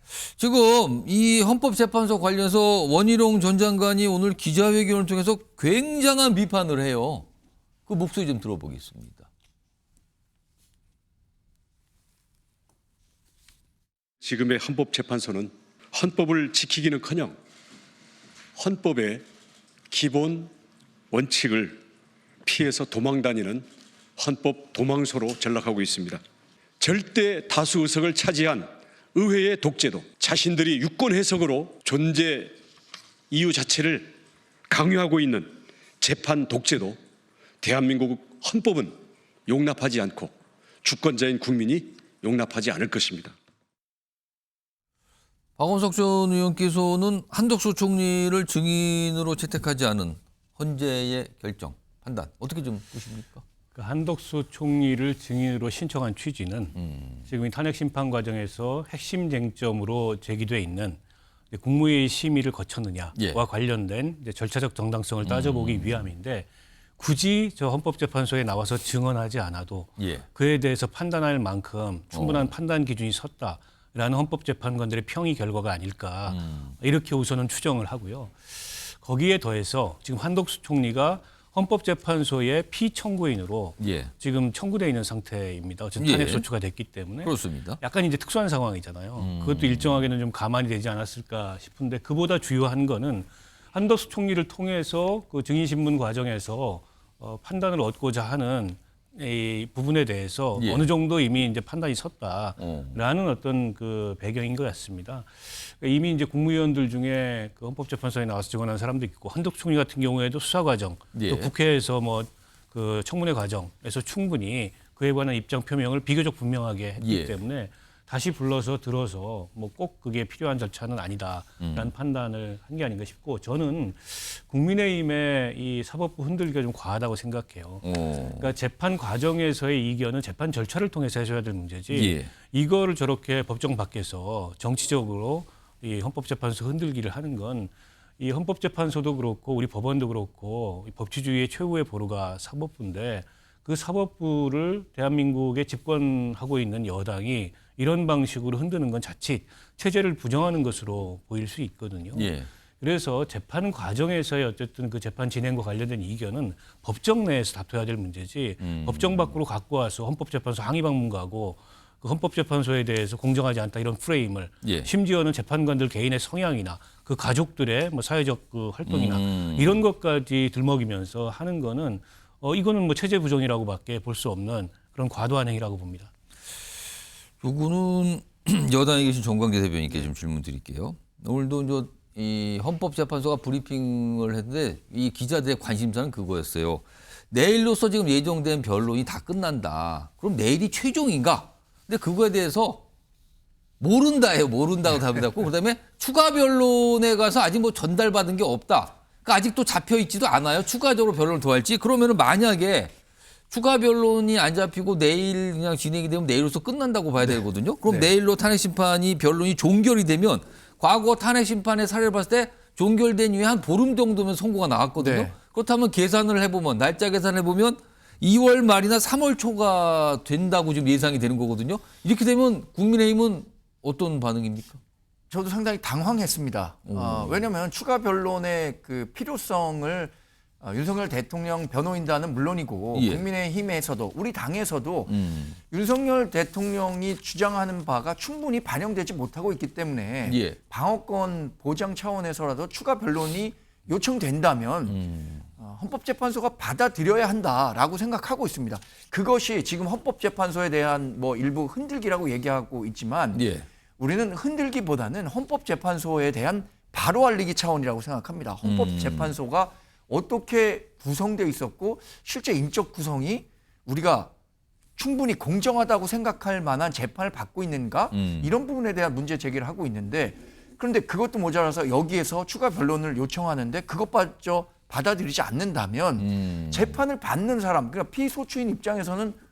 정말 억울하고 불공정하다고 생각할 거 아닙니까? 예. 그런 부분을 국민들께 얘기할 수밖에 없는 부분이고 그래서 말씀드린 것처럼 헌법재판소는 추가 변론 요청이 있다면 예. 추가 변론을 충분히 들을 수 있는 기회를 줘야 한다고 생각하는 거고요. 모른다고 했으니까 아직 결론이 나지 않은 것 같습니다. 내일 추가 변론을 진행하겠다라는 방침을 밝혀줬으면 하는 바람입니다. 그러니까 박원석 의원께서는 내일 하루만 남았어요. 이 정도. 네. 근데도 아직까지 이거 추가로 뭐 할지에 대한 결정이 없고 그리고 만약에 그냥 내일로서 종결된다면 이거 어떻게 좀 판단하십니까? 8번만 하고 끝나는 셈이 돼버려요. 우선 이제 내일 그 8차 변론을 좀 지켜봐야 될 것 같고요. 일단 헌법재판관들 간에 예. 이 추가 변론 기일을 지정할 건지 여부에 대해서 아직 합의에 이르지 못했을 수도 있거든요. 합의가 안 될 가능성이 있는 거예요. 그래서 내일 뭐 추가 변론 기일을 지정할 수도 있고요. 또 내일로 변론을 종결한다 그래서 바로 보름 뒤에 선고를 하는 건 아닙니다. 그 이 피소추인의 피청구인의 최후 진술을 한두 차례 들을 수도 있어요. 그것도 변론, 그걸 위한 변론을 또 그렇죠. 잡겠죠? 그 박근혜 전 대통령 탄핵 때도 한 2차례 정도 그 최후 진술이 있었거든요. 때문에 뭐 아직 시간이 조금 더 있을 거고. 근데 이게 국민의힘에서는 자꾸 형사재판처럼 해라라고 요구를 하는 것 같은데 근데 이제 탄핵 심판은 징계 재판이고 징계 절차입니다. 예. 대통령이 중대한 헌법 법률 위반을 했는지 안 했는지를 판단하기 때문에 엄격한 이제 증거를 요구하는 그런 형사 재판에서의 피의자 방어권처럼 방어권 보장이 안 된다라는 예. 거는 애초에 이 탄핵 심판을 시작할 때 기본 전제였어요. 때문에 자꾸 마치 이거를 이제 형사 재판화 시켜서 피의자 방어권이 보장 안 된다. 헌재가 뭐 재판 독재를 하고 있다. 이게 예. 이제 헌재 흔들기를 하는 거라고 보고요. 과거에 박근혜 전 대통령 탄핵 심판 때 박근혜 대통령이 임명한 헌법재판관이 5명이었습니다. 예. 그래서 굉장히 낙관했어요. 5대3으로 기각될 거라고. 근데 8대0으로 왜 전원일치 만장일치가 됐는지 생각해 봐야 된다고 봅니다. 그리고 지금 헌법재판관들도 이게 다 야당이 임명한 사람들이 아니에요. 과거에 대법원장이 임명했거나 윤 대통령이 임명한 사람들도 있습니다. 그리고 누구 한 사람의 의견에 의해서 헌법재판 결과가 나올 수가 없습니다. 8명 재판관의 이 평의를 통해서 결론이 나는 거기 때문에 예. 마치 무슨 야당이 전부 다 그 임명한 재판관들이 정치적 편향성을 가지고 재판을 진행하고 있다는 식의 마타도어를 하는 게 제가 보기에 이 우리 법치주의에 대한 부정이라고 보는 겁니다.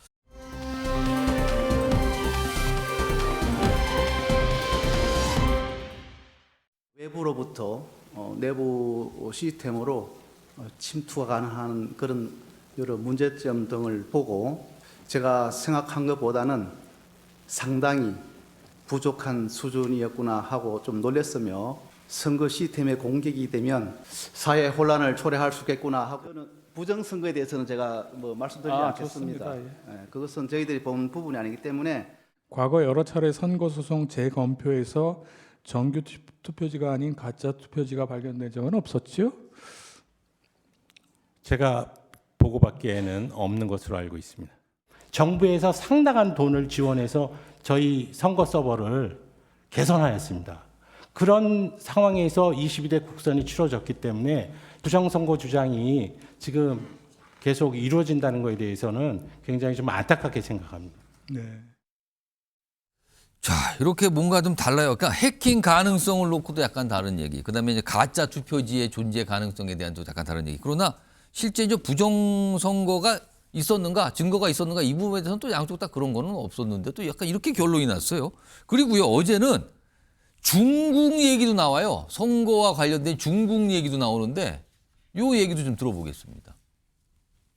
시진핑이 트럼프를 만났을 때 대한민국을 중국의 속방처럼 표현을 한 적이 있습니다. 그 아시죠? 판비치에서 미중 정상회담을 할 때 그런 말이 있었다고 하는 보도는 본 기억이 있습니다. 그런 정도의 중국이라면 한국에 대해서도 얼마든지 선거 개입을 위한 시도는 있을 수 있다 생각하시죠? 그 가정을 전제로 외교에 영향을 미쳤기 때문에 예, 답변하지 않겠습니다. 답변하지 않겠습니다. 신원식 안 보셨죠? 그러네요. 박원석 전 의원님, 부정선거 의혹 제기가 윤석열 대통령과 윤석열 대통령 측에서 있었고 어제도 그런 걸 답을 할 수 있는 증인들이 나와서 질문과 답변이 있었거든요. 이거 어떻게 좀 들으셨습니까? 저는 지금 그 헌재에서 진행되는 탄핵 심판에 그 대통령과 대통령 대리인 측이 보이는 가장 황당한 주장이 저거라고 생각합니다. 설령 100번 양보해서 부정선거 관련된 의혹이 얼마간 사실이라고 하더라도 그걸 규명하기 위해서 계엄을 선포하고 계엄군을 선관위에 보내는 게 맞습니까? 아니 대통령이 수사 지휘를 해서 수사를 할 수도 있고 그리고 이미 부정선거 관련된 수많은 고소고발 사건에 수사 재판이 있었는데 단 한 건도 단 한 건도 그게 사실로 증명된 게 없습니다. 근데 유튜브에서나 떠도는 음모론을 이 엄중한 이 탄핵 심판 과정에서 또다시 반복한다는 게 너무 한심한 모습이라고 생각하고요. 어제 국정원 3차장이 나와서 했던 얘기도 전산망의 일반적인 안정성을 점검하기 위해서 이 해킹 가능성 등등을 통한 이런 보안 점검을 했는데 일반적으로 전산망이 완벽하지 않다. 이런저런 결함이 있다. 라는 지적을 했을 뿐이지 그 전산망이 부정선거에 활용돼서 부정선거의 증거가 있다고 얘기한 바가 없다. 국정원은 이 주장을 한 거거든요. 그럼에도 불구하고 마치 이 국정원이 했던 그 보안 점검을 호도해가지고 선관위의 그 부정선거의 결정적인 근거로 이 선관위의 시스템이 취약하다는 거를 자꾸 얘기하는데 그게 이제 전혀 사실이 아니라는 걸 어제 질의응답 과정에서 밝혀졌다고 생각하고요. 더 황당한 거는 여기에 이제 중국 개입설을 아무런 근거도 없이 저렇게 이제 주장하는 건데 저는 신원식 실장이 신중하게 답을 굉장히 잘했다고 생각합니다. 사실적인 근거가 전혀 없는 그런 가정의 근거에서 이 답변을 한다는 것 자체가 우리 외교에 치명적인 영향을 미칠 수 있는데 다른 사람도 아닌 대통령이 근거도 없는 저런 주장을 하고 있다는 게 너무 기막힌 일이 아닐 수가 없습니다. 정광조 대변인은 저 부정선거 의혹 제기 그리고 어제 이거에 대한 약간의 저 다른 진술들이 나온 거예요. 이거 어떻게 좀 보십니까? 저는 모처럼 박 의원님과 의견이 같습니다. 왜냐하면 부정선거를 주장하는 사람들은 이번이 어쩌면 천재 일우의 기회였습니다. 본인들이 주장하는 그 부정선거가 이런 근거가 있기 때문에 이것에 대해서 전 국민에게 정말 그 생방송 되다시피 하는 거 아닙니까? 여기에서 정말 확실한 증거를 제시하고 이래서 부정선거가 있었다라는 점을 보여줬어야 함에도 불구하고 실제로는 이런 의혹들이 있습니다라고 했는데 선관위 김용빈 사무처장이 하나하나 다 그것을 반박하는 데 성공했어요. 옛날에 여러 가지 지적을 봐서 2022년 총선 전에 뭘 바꿨습니다. 수정을 했습니다. 이런 얘기네요. 김용빈 선관위 사무총장 같은 경우에는 윤석열 대통령의 대학 동기 친구고요.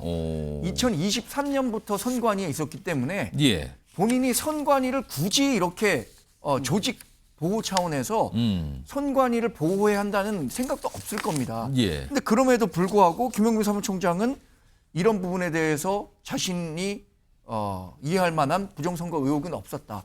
예를 들어서 전가의 보도처럼 나오는 형상기억종이 이런 것들도 대법원에서 이미 실제로 판사들이 일일이 다 판단했다는 거 아닙니까? 이게 유효한 것이 아닌 것인지.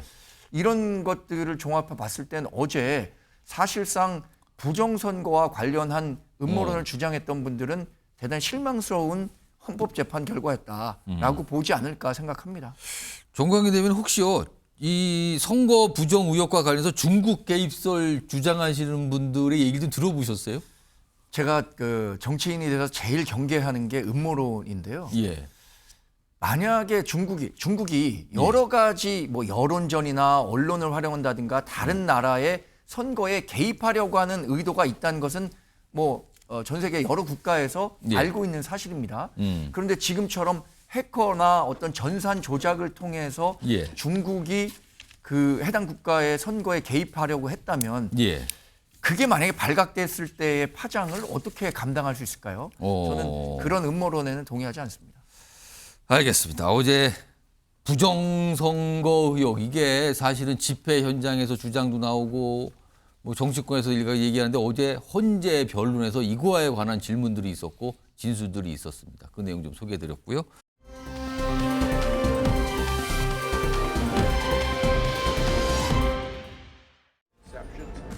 To that tariff rule have been implemented. Do you understand what that means? It's a big deal. It's a big deal. This is the beginning of making America rich again. Do you have anything to say? As you know how. So essentially, we're putting on a 25% tariff without exception on all aluminum and all steel. And it's going to mean a lot of businesses are going to be opening in the United States. Now,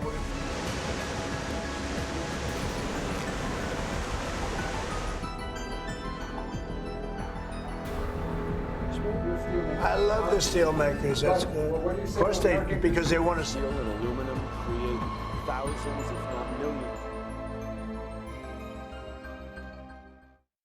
트럼프 미국 대통령 지금 보면은요 동맹국이든 아니든 지금 가리지 않고 있어요. 뭔가 하면 관세 폭탄을 막 날리는 겁니다. 일부 국가에는 또 매긴다고 했다가 또 전화 통화하고 또 철회한다고 연기한다고 또 그러기도 하고요. 지금 특히요 우리와 직접 연결이 되는 제품이죠. 철강에 25% 관세를 매기기로 했습니다. 이건 저 시행된다 그래요. 이거 공식적으로 나온 건데 이 얘기 좀 해보겠습니다. 지금 많은 분들이 걱정하고 계신데 고란 경제 전문 기자 나와 계십니다. 안녕하십니까? 네, 안녕하세요. 자, 우리하고 미국은 자유무역협정 FTA를 체결한 네. 나라 아닙니까? 그래서 뭐 관세를 일부 품목은 적용 안 받고 어떤 쿼터제에 대해서 면세도 받고 뭐 이런 관계였는데 그럼 기존에 우리가 체결한 FTA는 이제 휴지 조각되는 겁니까? 휴지 조각이 된다라고 말씀드릴 수 없는 게 예. 역시나 세율 0%를 현재 유지하고 있는 품목도 많이 있기 때문에 예. 휴지화 된다라고 볼 수는 없긴 하지만 일부 그러니까 많은 품목에 그렇지만 지금 몇 가지가 나타난 거죠. 지금 관세를 있죠. 매긴다는 그러면서 미국에서는 재협상하자라는 얘기도 실제로 나오고 있습니다. FTA를 다시 협상하자고요? 거기까지 이제 끌고 가기는 조금 우리가 잘 해야 되겠죠. 지금 철강과 알루미늄에 관한 관세 부과 포고문에 보면 저는 주목해야 될 점이 예. 예외 없이라는 표현이라고 생각합니다. 예외 없이. 이게 사실 첫 임기 때인 그 18년 3월 8일에도요 무역 확장법 232조에 근거해가지고 예. 철강에 25%, 알루미늄에는 10% 관세를 각각 부과했어요. 예. 근데 부과했다가 이제 우리나라 같은 경우에는 약 한 달 뒤인 4월 30일에 야 대신에 우리가 쿼터제로 하자. 최근에 수입 물량을 70%까지로 제한하는 대신에 예. 무관세로 해주겠다라고 했어요. 그런데 이런 식으로 개별 협상 및 또 캐나다나 멕시코는 예. 미국 내 그 북아메리카 3국끼리 또 무관세 협상을 맺고 있잖아요. 이렇기 때문에 이렇게 봐주고 하다 보니까 작년에 미국의 국가별 철강 수입 물량을 보면 최대 예. 수입국이 캐나다예요. 우리나라가 4등입니다. 오. 여기까지 모두 다 무관세 혜택을 받았어요. 원래 관세를 25% 철강에 매긴다고 했었는데 원칙은 그렇습니다. 근데 그거에 대한 예외를 만들었다는 예, 거네. 이후에 개별 협상을 통해서 캐나다랑 멕시코는 예. 미국 내 그 북아메리카 협상을 통해서 무관세, 그리고 우리나라도 무관세, 이미 브라질도 개별 협상 통해서 무관세 예. 하다 보니까 4개국이 수출한 물량이 1,700만 톤인데 이게 다 무관세예요. 여기다 유럽연합이나 일본 같은 경우에도 일정 정도까지는 무관세, 그 다음부터 관세 이렇게 예. 하다 보니까 여기가 한 500만 톤, 2,200만 톤이 무관세입니다. 지난해 미국이 총 수입한 철강의 80%에 육박하는 물량을 무관세로 한 거예요. 예. 트럼프 입장에서 보기에는 아니 예외 없이 원칙대로 밀고 나갔으면 우리 철강 산업도 살고 좋을 텐데 여기서 우리는 미국입니다. 그럼 원래 걸 다시 복원을 했다. 맞습니다. 트럼프 입장에서 봤을 때는 예. 아니 예외 없이 해야지 예외를 둬서 봐줬더니 다 무관세로 하고 있네? 이거 예. 다 돌려놔. 이런 입장인 거죠. 그러면 향후에 또 협상을 할 수도 있다 이겁니까 그러면은? 그래서 얘기가 나오는 게요. 호주 얘기예요. 호주는 또 봐준다면서요? 네, 맞습니다. 이제 그 기자들로부터 포고문 서명하는데 호주 관세 어떻게 되는 거야?라고 물었더니 트럼프가 한 답변이 재밌어요. 약간 질문과는 관계없는 답변입니다. 예. 우리는 호주와 무역 흑자를 내고 있으며 호주는 미국산 비행기를 많이 사주고 있다. 이건 우리가 고려해야 된다라는 거예요. 미국이 호주를 대상으로 돈을 벌고 있다. 맞습니다. 그러니까 미국이 무역 흑자를 내고 있는 몇 안 되는 나라 중에 하나가 호주입니다. 그러니까 이게 철강이잖아요. 그럼 예. 철강 문제에 집중해서 답변하는 게 아니라 그게 아니라 호주는 우리가 많이 돈을 벌고 있는 나라야. 다른 거 갖고 우리가 돈을 벌고 있다. 네, 얘는 봐줘야지라는 겁니다. 그러면 뭔가 지금 거래를 하겠다 이 뜻입니까? 그렇게 볼 수 있는 게요. 앞서서 왜 캐나다랑 멕시코한테다가 갑자기 관세 매긴다고 예. 하면서 뭐 펜타닐 문제 뭐 이런 걸 예, 들고 났었잖아요. 근데 관세 매긴다고 하니까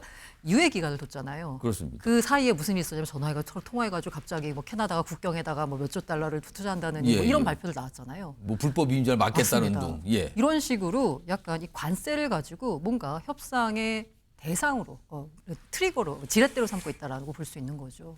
근데 일단 우리하고 연결된 제품이 이제 철강 알루미늄이 나왔어요. 근데 맞아요. 지금 예고가 하나 된 건데 이게 더 걱정입니다. 우리 주력 수출품인 자동차와 반도체 얘기를 또 꺼냈는데 여기다 관세 얘기를 또 꺼내놨거든요. 들어보겠습니다. 그 내용. We'll be talking about drugs and pharmaceuticals. We'll be discussing chips, and we're going to be doing some other things in addition to that, all which will bring in a lot of jobs into our country. 근데 이제 많은 분들이 말씀을 하시는 게 지금까지 반도체는 미국이 관세 이런 걸 부과 안 했다면서요? 네. 이게 근데 왜 또 부과한다고 이렇게 나오는 겁니까? 할 수도 있다라는 거죠. 일단 97년에 예. 정보기술협정 ITA라고 있어요. 그래서 예. 반도체는 IT 기기에 대해서는 관세를 매기지 않겠다라고 한 이후에 28년 만에 지금 매기겠다라고 하는 겁니다. 그거는 미국도 필요하니까 그런 거 아닙니까? 네, 맞습니다. 그런데 이것도 역시나 우리가 지난해 대미 수출에서 자동차가 1위, 반도체가 3위였어요. 이건 우리한테 직접 정말로 굉장히 중요한 영향이 맞습니다. 있습니다. 이거는요. 일단 반도체만 놓고 보자면 사실 트럼프 입장은 뭐냐면 관세 내기 싫으면 미국에 와서 공장 짓고 해라라는 거예요. 근데 지금 현재 우리나라가 미국에 반도체 공장도 이제 투자를 하고 있지만 메모리 반도체는 아니고 파운드리나 뭐 HBM 이런 유거든요. 근데 이제 메모리까지도 여기다 지휘해야 될 상황인데 이 트럼프 정권이 일단 4년이잖아요. 그게 또 어떻게 될지도 모르니까. 공장 걸리는데 굉장히 오래 걸리는 거 아닙니까? 이게 또 쉽지가 않은 겁니다. 근데 어쨌든 간에 이제 대비를 해야 되는 상황이고 아까 호주 사례와 비춰보자면 자동차 같은 경우가 대표적인데요. 우리가 미국으로 자동차 수출을 굉장히 많이 합니다. 미국 수출 품목 1위예요. 그런데 우리나라가 수입하는 건 우리가 수출하는 것에 거의 뭐 100분의 1, 10분의 1 정도 될까? 미국산이요? 네, 미국산. 우리나라 미국산 자동차 안 좋아하잖아요. 별로 선호 안 하시는데. 네, 맞아요. 예. 그러니까 이렇게 무역 불균형이 트럼프 입장에서 보기엔 너무 심하다는 거죠. 그러니까 한국은 미국에서 취할 것은 다 취하면서 정작 미국에 도움은 안 준다라는 입장이 기본적으로 있어요.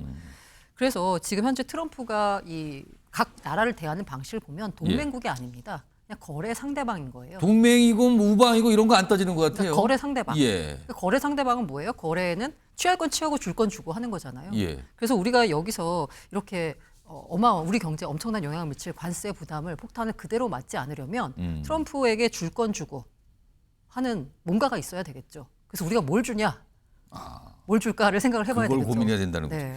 미국이 워낙 시장이 크니까 이러는 거예요. 그 힘이 있으니까. 근데 이렇게 관세를 자꾸 늘리고 높이게 되면은 미국 내의 물가 상승으로 이어져서 미국 국민들한테 피해가 가는 거 아닙니까? 이걸 트럼프 대통령도 알지 않습니까? 맞습니다. 그래서 이걸 관세를 지렛대로 삼아서 얻고 싶은 걸 얻으려고 하는 거 아니냐. 실제 관세를 그렇게 올리겠다는 건 진짜가 아니다. 다른 이건 수단으로 쓰려는 거다. 그래서 아까 캐나다에 대해서 관세 매기겠다고 했을 때 사실 캐나다 수입 원유에 대해서는 10%로 했어요. 더 낮게 부과한다라고 했어요. 왜 그러냐면 수입하는 원유에다가 관세를 매기면 이건 즉각적으로 물가에 반영됩니다. 다른 것보다도 더요. 그렇기 때문에 원유는 우리가 예외적으로 10%로 하고 나머지는 25% 한다라고 했고 그것도 한 달 정도 유예 기간을 두기로 했어요. 그 사이에 얻을 건 얻어내겠다라는 거죠. 마찬가지로 지금 현재 트럼프 대통령이 어떻게 보면 집권을 한 이유는 뭐냐면 물가라고도 볼 수 있습니다. 그렇죠. 너무 민주당 정권 시절에 물가가 너무나 많이 올랐다. 그 불만이 있었다는 거잖아요. 그 불만을 내가 해결해 줄게 하고 트럼프 대통령이 집권을 했는데 만약에 물가가 높아지면 트럼프에 대한 지지율이 떨어지기 때문에 관세를 그대로 이걸 한다라고 하기보다는 지렛대 삼아서 뭔가를 하겠다는 건데 이게 이제 문제가 만약에 강대강으로 나왔을 때예요. 중국 같은 경우에 그래? 그럼 우리도 관세, 보복 관세 때릴게 하면서 서로 지금 에스컬레이션 되고 있잖아요. 그 틈바구니에서 우리는 어떻게 살아남아야 될지를 고민해야 되는 거죠. 트럼프 당선 이후에 급등했던 그리고 최근에 더 급등하는 게 있습니다. 바로 금값입니다. 금값. 금값이 얼마나 올랐냐면 이런 일이 있어요.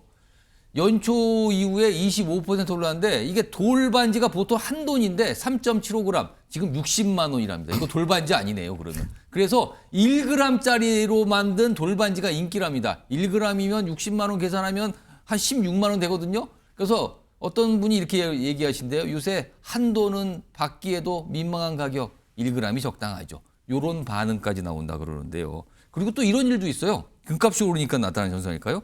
이게 범죄인데요. 이겁니다. 화면 좀 보겠습니다. 밀반송인데 홍콩에서 금을 사서 우리나라 들렸다 일본으로 가는데 홍콩에서 금을 산 다음에 이걸 찰흙처럼 만든대요. 저렇게 만들 수가 있답니다. 동그라미 보시면 저거 완전 찰흙입니다. 물렁물렁하게. 그리고 이거를 금 아닌 척하고 들여와서 일본에다 비싸게 판다. 이거거든요. 지금 뭐 한 7억 원 범죄 수익 이거 잡았다 그러는데 고랑 기자. 그동안도 금값이 오르긴 했는데 최근에 급등하고 있거든요. 왜 이렇게 오르는 겁니까?